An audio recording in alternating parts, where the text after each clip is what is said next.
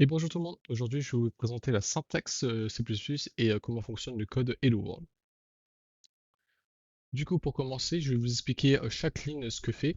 Du coup la vidéo va être très rapide car il n'y a que 9 lignes ici. Mais expliquer pourquoi ça marche comme ça, pas trop en détail mais assez pour que vous compreniez. Et je vais commencer. Du coup on va commencer par la première ligne. Du coup la première ligne qui est la include IOStream. Hashtag include_stream, c'est une commande préprocesseur. Je ne vous demande pas à savoir ce que c'est une commande préprocesseur, mais dites-vous que include_stream permet juste d'inclure des mots depuis un autre fichier. Et si on clique sur IOStream, comme je l'ai déjà fait ici, vous avez plein de trucs. Bon, ça a l'air effrayant comme ça, mais vous n'avez pas besoin de le savoir.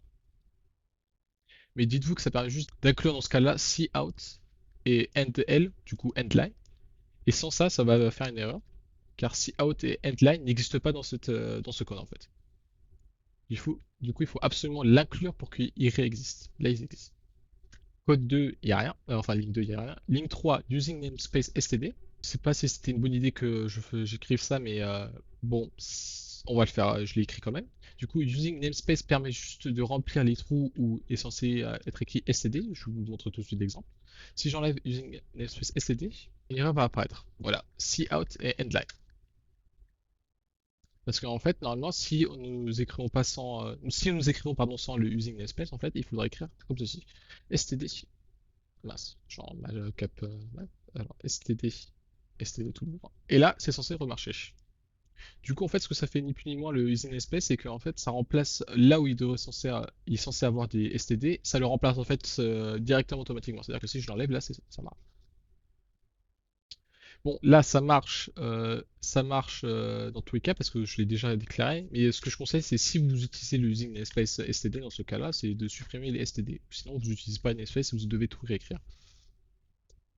Et pour faire très très simple, imaginez juste que vous appelez une personne et cette personne-là contient cout dans ce cas-là. Et du coup, std en fait contient cout. Si vous ne comprenez pas, ce n'est pas grave. Vous dites juste que ça contient cout. Et endline. IntMain est une fonction. Si vous ne savez pas ce que c'est une fonction, ce n'est pas grave. Juste dites-vous que IntMain, du coup main, est exécuté à chaque fois que vous exécutez le code. C'est-à-dire que c'est la première chose qui se passe quand vous exécutez. Quand j'appuie sur ce petit bouton-là, run, et ben ça va exécuter cette fonction. Et c'est comme ça en C et en C++.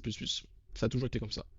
Ensuite, 6 et 9 sont les accolades qui permettent de contenir le code de la fonction main. C'est-à-dire que là, 7 et 8 appartient à main. 7 est la fonction qui permet de, enfin, est la ligne de code qui permet d'imprimer hello world dans notre code en bas. Pour vous expliquer très vite fait, cout permet d'imprimer, c'est un print en fait, ça permet d'imprimer le code en bas. C'est-à-dire que s'il n'y a pas de cout, on ne peut pas imprimer. Par exemple, je vous montre tout de suite, je vous montre. Là, le hello world. Et là, grâce au cout qu'on a fait, si on enlève la ligne de code juste là, ça ne montre plus rien. Voilà, vous voyez, il n'y a rien, alors qu'il est censé avoir quelque chose. Si on remet le Hello World est le mot qu'on veut écrire, Hello World qui est donné ensuite à cout. Du coup, Hello World ça peut être, je sais pas, je dis salut tout le monde, salut tout le monde, et je fais run. Et si je change la valeur, en bas il est censé me montrer salut tout le monde. End L ou end line qui veut dire fin de ligne, c'est-à-dire que ça va retourner d'une ligne en dessous le texte. Du coup, je vous montre un exemple. Admettons que là, je mets trois fois salut tout le monde. Là, vous voyez, salut tout le monde qui est bien ordonné, c'est-à-dire qu'il saute du ligne. Et si on l'enlève, et ben vous imaginez bien, comme je le dis depuis le début, c'est que ça va juste les superposer entre eux. Voilà. Là, vous voyez que ça les superpose parce que j'ai enlevé le endline.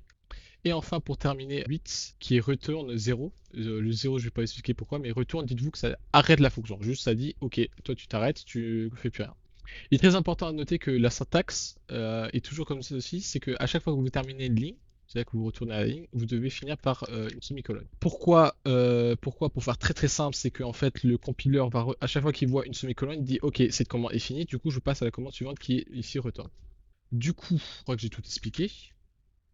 Bon, vous pouvez jouer avec le code même, et même vous aurez un petit travail pour pouvoir exercer, pour pouvoir comprendre comment ça marche. Du coup, je vous donne le travail tout de suite.